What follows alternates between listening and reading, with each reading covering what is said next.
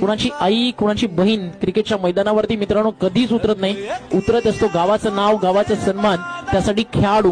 त्यामुळे तुमची अगदी ज्यावेळी एखादी निगेटिव्ह थॉट्स येतात ना, त्यावेळी आपल्या स्वतःच्या विचारांची लायकी काय याचा विचार नक्की करा.